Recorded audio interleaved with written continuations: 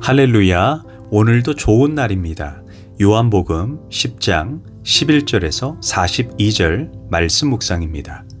오늘은 나는 선한 목자라 라는 제목으로 말씀을 나누도록 하겠습니다. 예수님은 자신을 선한 목자라고 말씀하십니다. 그 첫 번째 이유가 양들을 자기 생명보다 더 사랑하기 때문이라고 말합니다. 오늘 본문에서 그것도 4번이나 반복해서 말씀합니다. 나는 선한 목자라. 선한 목자는 양들을 위하여 목숨을 버리거니와. 너무 마음에 감동을 주는 구절입니다.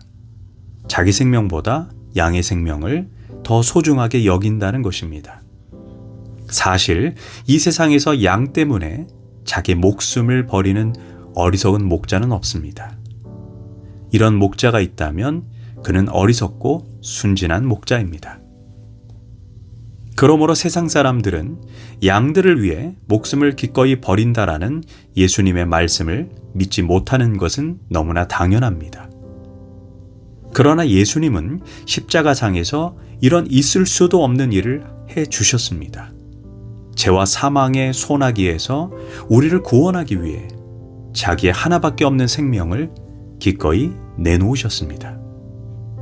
우리가 받아야 할 무서운 심판과 저주에서 우리를 건져주시기 위해 홀로 십자가에서 대신 저주를 받으셨습니다. 그것도 억지로가 아닌 자발적으로 선택하셨습니다. 18절입니다. 이는 내게서 빼앗는 자가 있는 것이 아니라 내가 스스로 버리노라.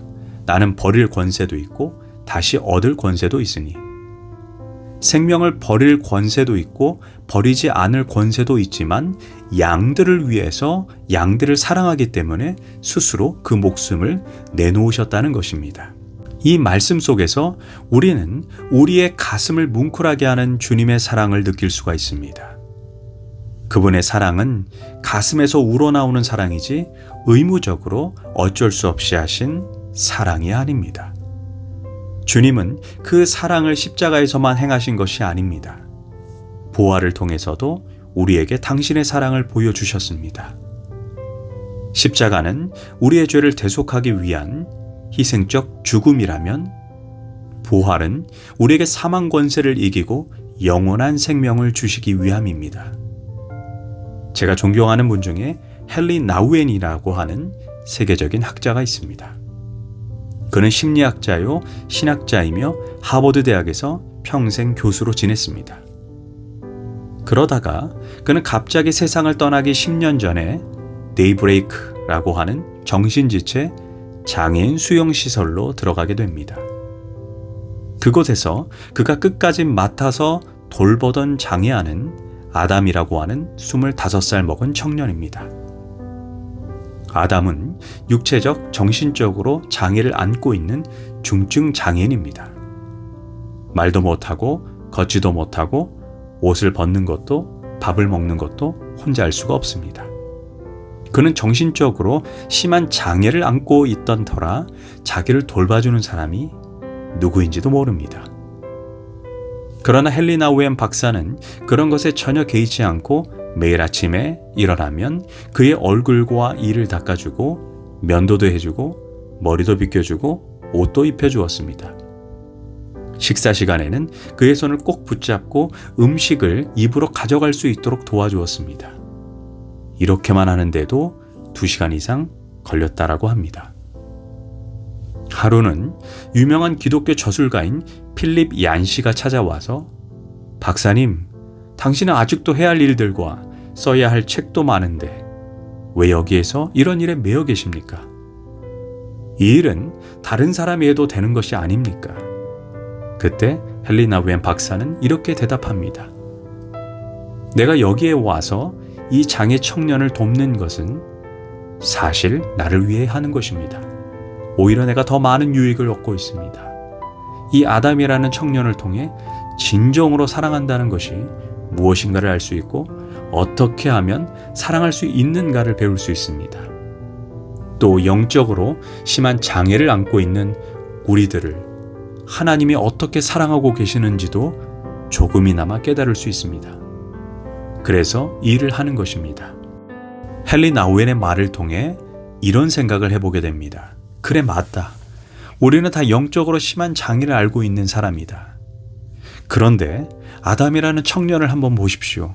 자기를 위해 아침 저녁으로 수고하는 분이 세계적인 학자라는 것도 모릅니다. 아무리 정성을 쏟아줘도 고마운 줄도 모릅니다.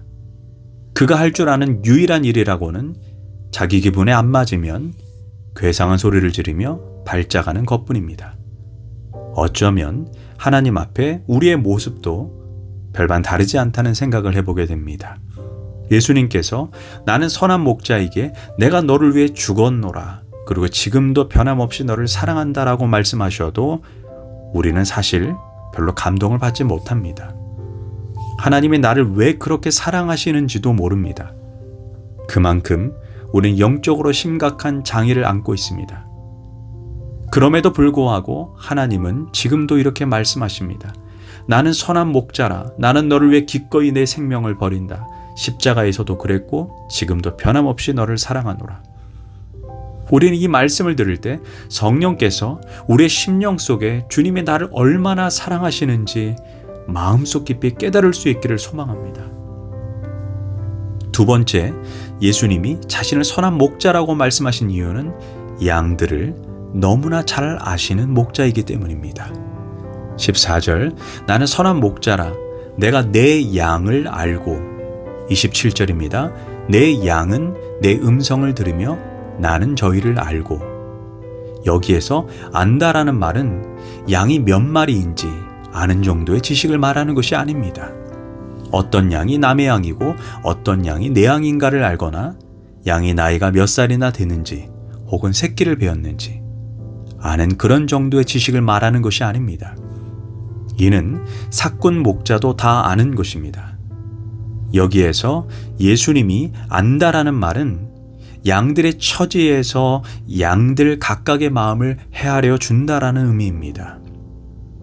그렇다면 예수님이 얼마나 우리의 처지를 잘 알고 계신지 14절과 15절은 이렇게 말합니다. 나는 선한 목자라.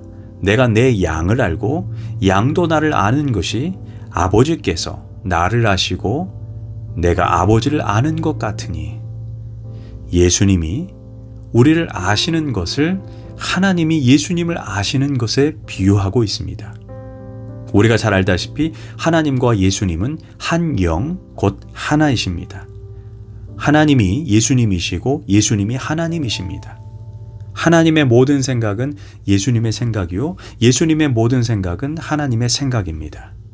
그 두 분 사이에는 어떤 간격도 어떤 틈도 없습니다. 하나님이 아시는 것은 예수님도 다 아시고 예수님이 아시는 것은 하나님도 다 아십니다. 이와 같은 지식은 인간의 논리로 설명이 불가능합니다.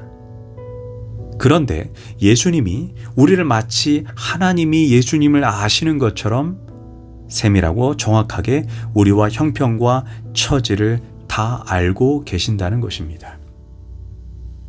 그렇기 때문에 이 세상에서 내 마음의 고통과 아픔, 심지어 절망까지 온전히 알아주시는 분은 오직 예수님밖에 없습니다. 나를 진정으로 이해해 줄 수 있는 분은 예수님밖에 없습니다. 우리는 가끔 나를 알아주는 사람이 없다는 생각에 고독감을 느낄 때가 있습니다. 부모도, 가족도, 친구도 온전히 내 마음의 고통을 이해해주고 공감해주지 못합니다. 그러나 선한 목자 되신 예수님은 아십니다. 나의 속사정을 속속들이 알고 계십니다. 내가 어디에 약한지, 왜 불안해하는지, 왜 자주 넘어지는지, 왜 울고 있는지, 왜 기가 죽어 있는지 주님은 다 아십니다. 나를 사랑하기 때문에, 나를 불쌍히 여기시기 때문에 나를 알아주십니다. 당신의 처지가 어떠하든지 간에 나를 알아주는 그 한 사람이 없다는 외로운 생각이 들면 예수님을 바라보시길 바랍니다. 주님은 우리의 형편을 온전히 아십니다. 그래서 우리는 내 마음의 고통을 말씀드리면 됩니다. 아무것도 염려하지 말고 오직 모든 일에 기도와 간구로 너희 구할 것을 감사함으로 하나님께 아뢰라. 그렇습니다. 감사함으로 기도하고 간구하는 것, 이것만이 우리가 할 일입니다. 우리에게는 나를 알아주시는 분이 계시기 때문에 자기 생명보다 나를 더 사랑하시고 나의 깊은 속사정까지 다 알고 동정해 주시는 선한 목자, 바로 그분이 예수 그리스도입니다. 기도하겠습니다. 예수님이 나의 선한 목자 되심을 감사드립니다. 나를 자기 목숨보다 사랑하고 나의 형편과 처지를 살펴주시는 예수님으로 인해 오늘도 힘을 얻게 됩니다. 감사드리며 예수님의 이름으로 기도합니다. 아멘.